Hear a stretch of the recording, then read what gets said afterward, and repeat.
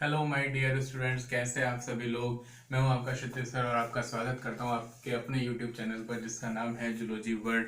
तो स्टूडेंट्स, आज हम जो क्लास रखेंगे वो रहेगी 12th क्लास के लिए। और 12th क्लास का जो हम ह्यूमन रिप्रोडक्शन हमने जो थर्ड चैप्टर है वो स्टार्ट किया था, उसी कड़ी में हम आगे पढ़ेंगे। तो अगर आप मेरी पिछली 2 या 3 वीडियोस देखेंगे तो उसमें हमने ह्यूमन रिप्रोडक्शन का इंट्रोडक्शन दिया था। उसके बाद में मैंने 2 क्लासेस में आपको मेल रिप्रोडक्टिव सिस्टम को कंप्लीट करवाया था।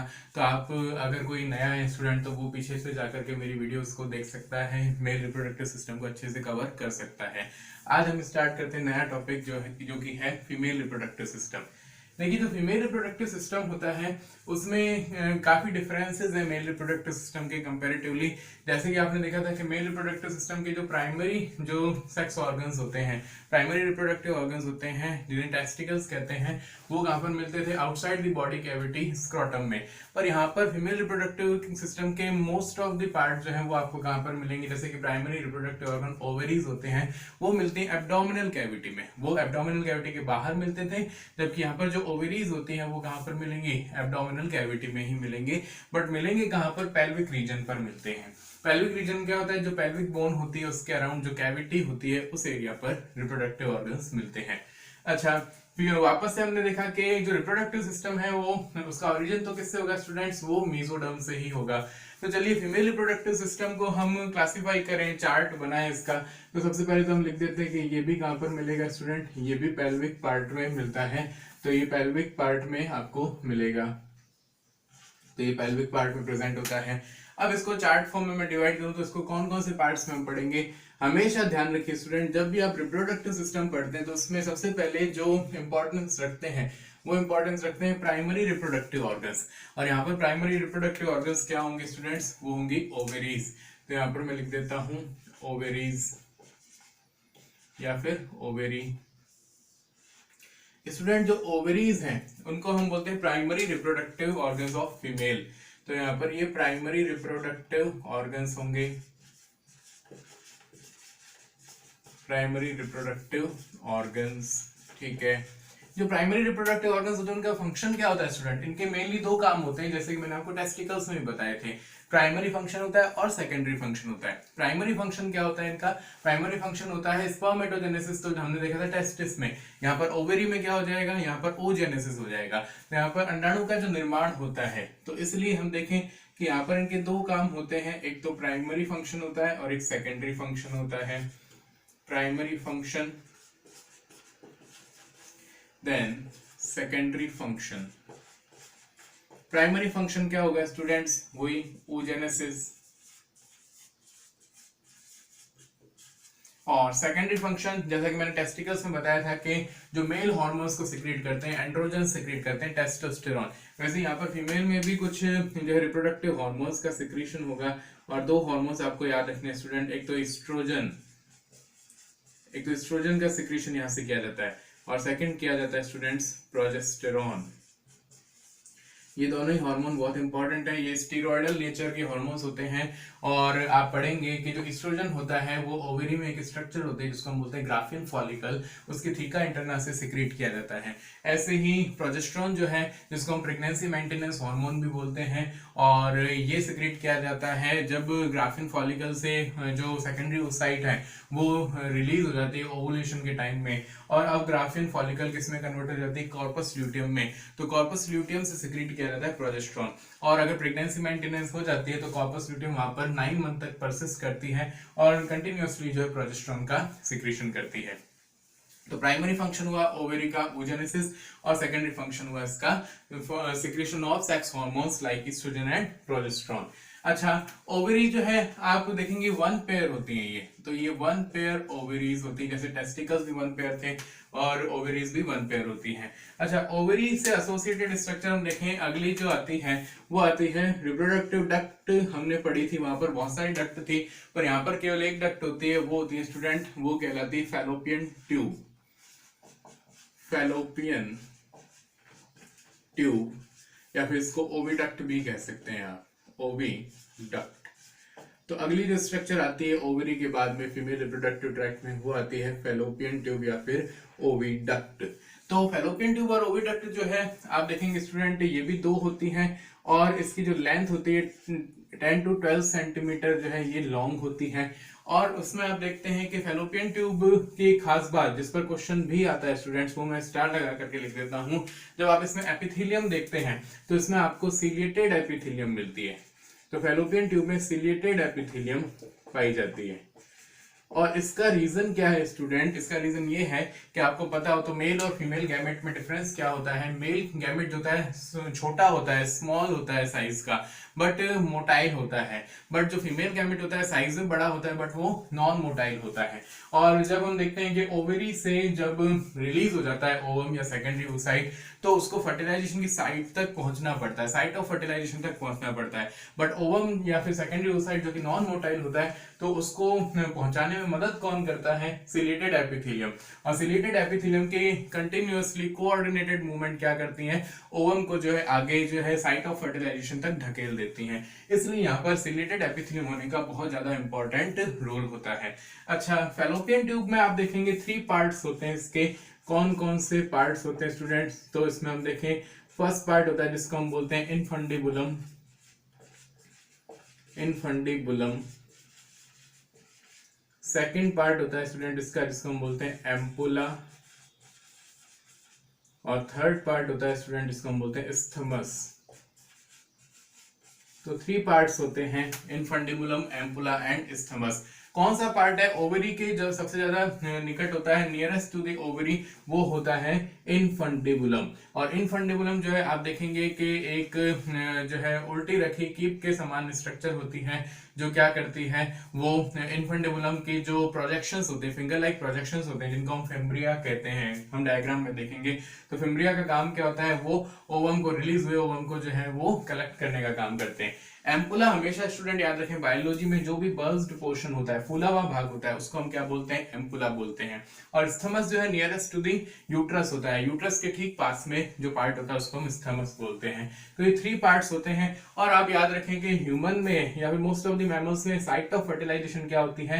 वो होती है एम्पुला। और मेनली एग्जैक्ट आंसर क्या करते हैं आप उसमें? एम्पुला स्थमस जंक्शन करते हैं उसमें। तो ये याद रखें, ओवम और स्पर्म फ्यूज कहां पर होते हैं? At the site of ampulla isthmus junction. उनके जंक्शन पर आकर के उनका फ्यूजन होता है। तो ये पार्ट हुआ फैलोपियन ट्यूब का। फैलोपियन ट्यूब के बाद में हम देखते हैं कि जो नेक्स्ट स्ट्रक्चर आती है जिसको हम बोलते हैं यूट्रस। तो नेक्स्ट स्ट्रक्चर हम लिख देते हैं यहाँ पर यूट्रस। यूट्रस को एक और नाम से आप जानते हैं स्टूडेंट्स, इसको हम बोलते हैं वॉम्ब। तो अगली जो स्ट्रक्चर होती है फीमेल रिप्रोडक्टिव सिस्टम में, वो है यूट्रस या फिर वॉम्ब। इसको हिंदी में कहते हैं गर्भाशय या फिर बच्चादानी, इसको हम कह सकते हैं। अच्छा, जो यूट्रस है उसकी शेप याद रखें, इंपॉर्टेंट है, शेप एनसीईआरटी में दे रखी है। इसकी शेप कैसी होती है स्टूडेंट? इन्वर्टेड पियर शेप होती है, उल्टी रखी नाशपाती के समान होती है। पियर जो आप देखते हैं कि एक फ्रूट होता है, नाशपाती की इस टाइप से शेप होती है। बट अगर हम इसको उल्टा रख देंगे तो इन्वर्टेड, तो इसमें हम क्या लिख सकते हैं? इन्वर्टेड पियर शेप। तो यहाँ पर इन्वर्टेड पियर शेप आपको इसकी जो है शेप मिल जाएगी यूट्रस की। तो यूट्रस है वॉम्ब या फिर गर्भाशय या फिर बच्चादानी, हमने इसमें कहा कि इसमें आपको पता हो तो 2 चीजें होती हैं यूट्रस में। 2 चीजें कौन कौन सी होती हैं? एक तो स्टूडेंट्स इसकी जो एंडोमेट्रियम होती है, वहां पर मेंस्ट्रुअल साइकिल के, फीमेल में हम पढ़ेंगे, फीमेल प्राइमेट्स में और ह्यूमन में भी हम देखते हैं कि जो रिप्रोडक्टिव साइकिल होता है उसको हम बोलते हैं मेंस्ट्रुअल साइकिल, आर्तव चक्र बोलते हैं। तो मेंस्ट्रुअल साइकिल के दौरान जो भी साइक्लिक चेंजेस आते हैं वो इसमें देखे जाते हैं। तो मेंस्ट्रुएशन या फिर मेंस्ट्रुअल साइकिल के इवेंट्स जो होते हैं वो इसके एंडोमेट्रियम में देखे जा सकते हैं। प्लस इसमें आप देख सकते हैं कि यूट्रस में जो एम्ब्रियोनिक डेवलपमेंट या फीटल डेवलपमेंट होता है, मैंने आपको पहले भी बताया था पहली क्लास में ही कि इम्प्लांटेशन होता है। तो इम्प्लांटेशन जो है वो कब होता है, किसका होता है? ब्लास्टोसिस्ट का होता है, after 7th days of fertilisation. तो वो यूट्रस की जो इनर वॉल होती है, इनर मोस्ट वॉल होती है, जिसको हम बोलते हैं एंडोमेट्रियम, उसके साथ में जाकर के वो जुड़ जाता है, अटैच हो जाता है। तो यहाँ पर इम्प्लांटेशन एंड एम्ब्रियोनिक डेवलपमेंट देखा जाता है। तो इम्प्लांटेशन प्लस एम्ब्रियोनिक डेवलपमेंट, तो ये चीज जो है कहां पर देखी जाएगी? यूट्रस में ही देखी जाएगी। तो ये आप याद रखें स्टूडेंट्स, जो कि यूट्रस के बारे में है। और भी हम इसमें यूट्रस को डिटेल में देखेंगे जब हम डायग्राम में जाएंगे इसके। अच्छा, आफ्टर दैट यूट्रस के बाद में उसकी एक ट्यूब आती है, यूट्राइन ट्यूब आती है, या फिर इसको हम यूट्रस की नेक भी बोल सकते हैं, और उसको हम नाम देते हैं सर्विक्स। और सर्विक्स को हिंदी में कहते हैं स्टूडेंट्स गर्भाशय ग्रीवा। और सर्विक्स एक छोटी सी एक, जिसको हम बोल सकते हैं ट्यूब लाइक स्ट्रक्चर होती है, और जो आगे जाकर के बाहर ओपन होती है वेजाइना में। तो नेक्स्ट स्ट्रक्चर आती है इसमें स्टूडेंट्स वेजाइना। तो सर्विक्स के बाद में वेजाइना, और वेजाइना जो है जिसको हम हिंदी में योनि कहते हैं, आपको पता हो तो फीमेल में जो कॉपुलेटरी जो चैम्बर होता है वो वेजाइना के फॉर्म में होता है। तो यहाँ पर कॉपुलेशन होता है, तो कॉपुलेटरी चैम्बर, कॉपुलेटरी चैम्बर जो है वो वेजाइना के फॉर्म में प्रेजेंट होता है। अच्छा, दूसरी चीज अब हम देखेंगे, जब पूरा मैच्योरेशन हो जाता है, डेवलपमेंट हो जाता है फीटस का, और 9 मंथ के बाद में जब चाइल्ड बर्थ होने वाला होता है, तो एक चीज बनती है जिसको हम बोलते हैं, जिसको आप बर्थ कैनाल बोल सकते हैं, that is called birth canal. और बर्थ कैनाल का फॉर्मेशन किसके थ्रू होता है, तो उसमें सर्विक्स और वेजाइना दोनों मिलकर के क्या करती हैं, सर्विक्स एंड वेजाइना मिलकर के बर्थ कैनाल का काम करती है, जहां पर यूट्रस से क्या करेगा, जो डेवलप्ड फीटस है वो आगे कहां पर आ जाएगा, यूट्रस से बर्थ कैनाल की तरफ ट्रांसफर कर दिया जाएगा, ढकेल दिया जाता है। तो ये तो पार्ट हुए जिसमें हमने ओवरी टू वेजाइना पढ़ा। इसके अलावा हम इसमें देख सकते हैं एक्सटर्नल जेनाइटेलिया, और फिर उसमें हम देख सकते हैं कि रिप्रोडक्टिव ग्लैंड्स कौन कौन सी होती हैं। तो अब चार्ट को मैं थोड़ा सा मिटा करके आगे हम इसको देखेंगे कौन कौन से पार्ट होंगे। तो स्टूडेंट्स, अब इसके अलावा कौन कौन से और स्ट्रक्चर मिलेंगी, जैसे कि एक्सटर्नल जेनाइटेलिया, तो बाह्य जननेंद्रियां जिसको हम बोल सकते हैं। जैसे कि आपको पता हो तो मेल में तो केवल एक ही थी, जिसको हमने कहा था पेनिस, शिश्न का था, पर यहाँ पर आपको अलग अलग स्ट्रक्चर्स मिलेंगी, जैसे कि आपको मोन्स प्यूबिस मिल जाएगा,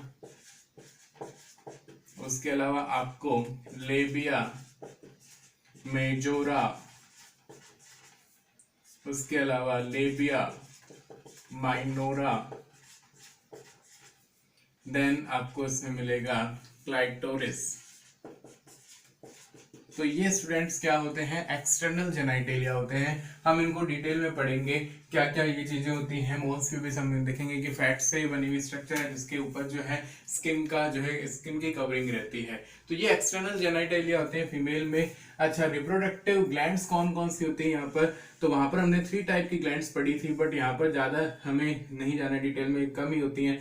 एक होती है जिसको हम बोलते हैं बार्थोलिन ग्लैंड्स, और एक होती है मेमरी ग्लैंड्स,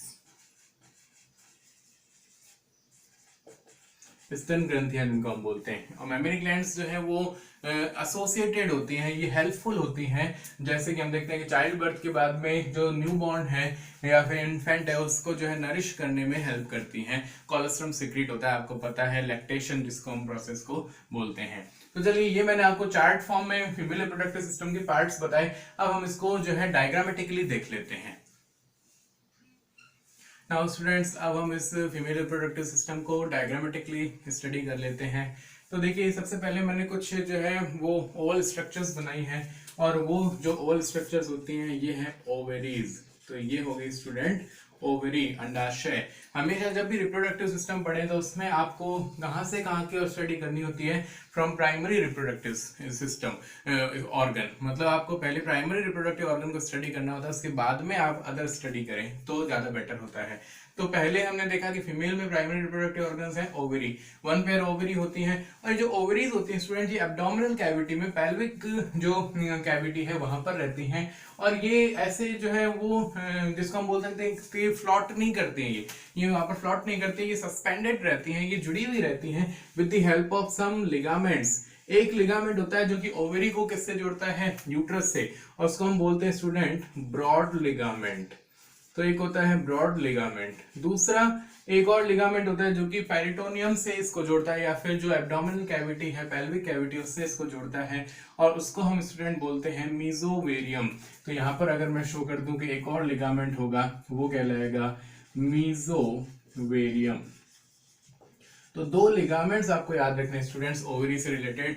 एक होता है ब्रॉड लिगामेंट जो क्या करता है, जो ओवरी को यूट्रस से जोड़ता है, और एक होता है जिसको हम बोलते हैं मीजोवेरियम। और मीजोवेरियम लिगामेंट जो है या फिर फोल्ड है जो कि पेरिटोनियम से जोड़ता है ओवरी को। अच्छा, ओवरी के ठीक पास में हमने कहा कि फैलोपियन ट्यूब मिलती है। तो फैलोपियन ट्यूब के हमने 3 पार्ट्स किए थे स्टूडेंट। एक था जिसको हमने कहा था इनफंडिबुलम, तो यहाँ पर इनफंडिबुलम होगा, और ये जो इनफंडिबुलम है वो आपको लग रहा है कि उल्टे रखे कीप के जैसे आकृति है इसकी, और इसकी कुछ एंड्स पर आपको कुछ प्रोजेक्शंस दिखाई दे रहे हैं। इन प्रोजेक्शंस को स्टूडेंट्स क्या कहते हैं, इनको हम फिम्ब्री बोलते हैं। तो ये कहलाते हैं फिम्ब्री, और इन फिम्ब्री को हिंदी में कहते हैं झालर। इनका काम क्या होता है, ठीक देखिए इस प्रकार से मेरे हाथ की जो अंगुलियां इस प्रकार से हैं। और ओवरी से होता क्या है स्टूडेंट, ओवरी से 14th डे पर, मेंस्ट्रुअल साइकिल के 14th डे पर जो है एग या फिर सेकेंडरी oocyte को रिलीज किया जाता है, और ये सेकेंडरी oocyte जो है एब्डोमिनल कैविटी में फ्री फ्लॉट करती रहती है। इस सेकेंडरी oocyte को कलेक्ट करना पड़ता है, तो कलेक्ट करने के लिए जो है फैलोपियन ट्यूब में फिम्ब्री प्रेजेंट होती है, फिंगर लाइक प्रोजेक्शंस होते हैं, और इन फिम्ब्री के जो एंड्स होते हैं वहां पर जो है छोटे छोटे पोर्स मिलते हैं जिनको हम ऑस्टिया बोलते हैं। तो वहां पर ऑस्टिया प्रेजेंट होते हैं, पोर्स होते हैं। ऑस्टिया आपको पता हो तो फाइलम पॉरीफेरा में भी आप लोग पढ़ते हैं, और वहां पर भी छोटे छोटे पोर्स होते हैं, उनको ऑस्टिया कहते हैं। और एक सिंगल बड़ा पोर होता है जिसको हम ऑस्कुलम कहते हैं। तो यहाँ पर भी छोटे छोटे पोर्स होते हैं जिनका काम क्या होता है, जो कि ओवरी को, रिलीज हुई ओवरी को एब्डोमिनल कैविटी से कलेक्ट करते हैं। तो फिम्ब्री है, तो फिम्ब्री जो फिंगर लाइक प्रोजेक्शंस है, इनका फंक्शन आपसे पूछे तो आप क्या बता सकते हैं, they collect the released ovum from the ovary. ठीक है। अच्छा, इनफंडिबुलम के बाद में मैंने आपको बताया था कि जो फैलोपियन ट्यूब का बर्स्ड पोर्शन होता है उसको हम क्या बोलते हैं, उसको हम बोलते हैं एम्पुला। तो एम्पुला हो गया, और यूट्रस के पास वाला जो लास्ट पार्ट होता है फैलोपियन ट्यूब का वो कहलाता है इस्थमस। तो ये देखिए 3 पार्ट हो गए फैलोपियन ट्यूब के। अच्छा, फिर हम कहें कि फर्टिलाइजेशन कहां पर होता है स्टूडेंट्स, तो यहाँ पर मैं एक जंक्शन बना दूं जिसे हम कहेंगे एम्पुला इस्थमस जंक्शन। जैसे कि इस वाले साइड में हम देखें तो यहाँ पर मैंने एक एम्पुला इस्थमस जंक्शन बना दिया। तो यहाँ एम्पुला इस्थमस जंक्शन पर क्या होता है स्टूडेंट्स, यहाँ पर होता है फर्टिलाइजेशन। तो यहाँ पर स्पर्म और ओवम जो है वो फ्यूज हो जाते हैं, और ये होती है साइट ऑफ फर्टिलाइजेशन। ये आपको याद रखना है। तो फर्टिलाइजेशन कहां पर होता है स्टूडेंट्स, एम्पुला इस्थमस जंक्शन पर होता है, एम्पुला इस्थमस संधि स्थल पर होता है। एक और चीज मैंने आपको फैलोपियन ट्यूब से रिलेटेड बताई कि एक तो इसकी लेंथ होती है 10 to 12 सेंटीमीटर, और साथ साथ में इसमें एपिथेलियम मिलती है, और उस एपिथेलियम को हम क्या कहते हैं स्टूडेंट्स, जो कि सिलिएटेड एपिथेलियम होती है, सिलिएटेड कॉलमनार एपिथेलियम होती है।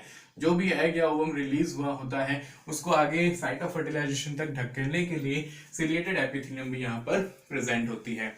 अच्छा, after fallopian tube next part आता है, वो आता है यूटरस। तो ये हमने बना दिया यूटरस और यूट्राइन बॉडी जिसको हम बोलेंगे। तो ये यूट्राइन बॉडी है स्टूडेंट, यहाँ पर जो है 9 मंथ के दौरान जो है फिटस का एम्ब्रियो का डेवलपमेंट होता है। जो यूट्रस है उसका टॉप मोस्ट पार्ट जो होता है वो आप देखेंगे गुंबद नुमा होता है, एकदम से जो है वो बर्स्ड होता है, जिसको हम एक नाम देते हैं, ये कहलाता है फंडस या फंडिक पार्ट। तो यहाँ पर फंडस पाया जाता है, और इस फंडस का काम क्या है स्टूडेंट्स, यहीं पर ही जो है वो इम्प्लांटेशन होता है, जो ब्लास्टोसिस्ट होता है उसका। तो फंडस वाले पार्ट पर, यूट्रस के कौन से पार्ट पर जो है वो ब्लास्टोसिस्ट का इम्प्लांटेशन होता है, वो होता है फंडस। परंतु यूट्रस की कौन सी वॉल में जो है इम्प्लांटेशन होता है, वो है एंडोमेट्रियम। अच्छा, यूट्रस हम कह रहे हैं कि इन्वर्टेड पियर शेप लाइक स्ट्रक्चर है। इस यूट्रस में आपको 3 लेयर्स मिलेंगी स्टूडेंट, बाहर से भीतर की ओर हम देखें तो कौन कौन सी हो सकती हैं। सबसे बाहर जो परत मिलती है उसे हम बोलते हैं स्टूडेंट्स पेरीमेट्रियम। तो ये पेरीमेट्रियम जो है वो आपको आउटर मोस्ट मिलती है, तो ये आउटर लेयर होती है पेरीमेट्रियम। पेरीमेट्रियम के अंदर की तरफ आप चलेंगे तो आपको जो है स्मूथ मसल से बनी हुई एक लेयर मिलेगी, और उसको हम बोलते हैं स्टूडेंट्स मायोमेट्रियम। तो मायोमेट्रियम जो है बहुत इंपॉर्टेंट रोल प्ले करती है during the time of parturition.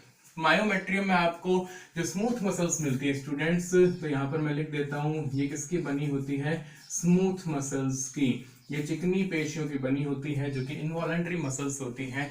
और ये काम क्या करते हैं, जब चाइल्ड बर्थ का टाइम आता है, जब पार्चुरेशन का टाइम आता है, प्रसव का टाइम आता है, तो यहाँ पर जो है फीमेल के जो पोस्टीरियर पिट्यूटरी है वहां से एक हार्मोन रिलीज होता है जिसको हम बोलते हैं ऑक्सीटोसिन। और ऑक्सीटोसिन जो होता है बर्थ हार्मोन कहलाता है स्टूडेंट्स। और ये बर्थ हार्मोन क्या करता है, इन स्मूथ मसल्स पर कॉन्ट्रैक्शन करवाता है। तो ऑक्सीटोसिन का बहुत इंपॉर्टेंट रोल होता है चाइल्ड बर्थ के टाइम में। ये इन स्मूथ मसल्स में कॉन्ट्रैक्शन करवाता है जिसकी वजह से जो है चाइल्ड जो है उसमें जो फिटस है उसका एक्सप्लोसिव फोर्स के थ्रू जो है वो बर्थ हो जाता है। अच्छा, और फिर लास्ट जो इनर मोस्ट लेयर है और सबसे इंपॉर्टेंट है वो कौन सी होती है स्टूडेंट, वो होती है एंडोमेट्रियम। तो ये मैंने यहाँ पर बनाई हुई है एंडोमेट्रियम। ये जो एंडोमेट्रियम होती है स्टूडेंट, मैंने आपको बताया इसमें आपको इससे रिलेटेड दो बातें याद रखनी है। पहली बात हम लिख देते हैं ये इनर मोस्ट होती है, जबकि जो मायोमेट्रियम थी ये मिडल लेयर थी। और जो एंडोमेट्रियम है मैंने आपको बताया कि इसके दो काम आपको याद रखने हैं। एक तो मेंस्ट्रुअल साइकिल के जो साइक्लिक इवेंट्स होते हैं, और दूसरा जो है इम्प्लांटेशन होता है एम्ब्रियो का, वो यहीं पर होता है। तो cyclic events of menstrual cycle वो यहाँ पर होंगे। दूसरा इम्प्लांटेशन जो होता है, जो एम्ब्रियो का जो इम्प्लांटेशन होता है वो भी कहाँ पर होता है, एंडोमेट्रियम में होता है। तो ये सारी बातें मैंने आपको बताई यूट्रस से रिलेटेड। अच्छा, उसके बाद में हम देखें यूट्रस की जो है एक मैंने कहा कि जो गर्भाशय ग्रीवा होती है जिसको हम बोलते हैं सर्विक्स, तो ये एक लॉन्ग ट्यूब आ जाएगी जिसको हम बोलते हैं स्टूडेंट्स सर्विक्स। यहाँ पर सर्विक्स प्रेजेंट होगी। और लास्ट में जो कि कॉपुलेटरी चैम्बर कहला रहा है जो कि यहाँ पे हमें दिखाई देगा, और वो कौन सी स्ट्रक्चर होगी, वेजाइना। और वेजाइना में आपको पता होता है कि एपिथेलियम प्रेजेंट होती है जिसको हम बोलते हैं स्ट्रैटिफाइड स्क्वैमस, जो कि यहाँ पर नॉन केराटिनाइज्ड एपिथेलियम मिलती है। तो ये पूरा का पूरा जो है डायग्रामेटिक जो है मैंने आपको समझा दिया अच्छे से कि फीमेल रिप्रोडक्टिव सिस्टम में कौन कौन से पार्ट होते हैं। अभी भी हमें इसमें जो एक्सटर्नल जेनिटलिया को और पढ़ना है। तो स्टूडेंट अब जो हमारा जो फीमेल रिप्रोडक्टिव सिस्टम है उसमें कौन कौन सा पार्ट रह जाता है, वो है एक्सटर्नल जेनिटलिया और प्लस जो है मेमोरी ग्लैंड की स्ट्रक्चर जो कि एनसीईआरटी में भी दी हुई है, और कुछ एक्स्ट्रा बातें भी जो मैं इसमें ऐड करूंगा वो आपको बताऊंगा। प्लस हम इसके बाद में स्टार्ट करेंगे गैमेटोजेनेसिस जिसको हम युग्मक जनन कहते हैं हिंदी में। परंतु ये सभी जो टॉपिक्स हैं वो मैं आपको नेक्स्ट क्लास में कवर करवाऊंगा। तो आप जो है वीडियोस को लाइक करिए, शेयर करिए, ज़्यादा से ज़्यादा जो है मेरे चैनल को सब्सक्राइब करिए ताकि आपको और भी ज़्यादा जो वीडियोस हैं वो मिल पाए। तो इसी उम्मीद के साथ मैं जो है नेक्स्ट क्लास की तरफ जाऊंगा। कल हम आपसे मिलेंगे, मुलाकात करेंगे नए टॉपिक के साथ में। Thank you very much.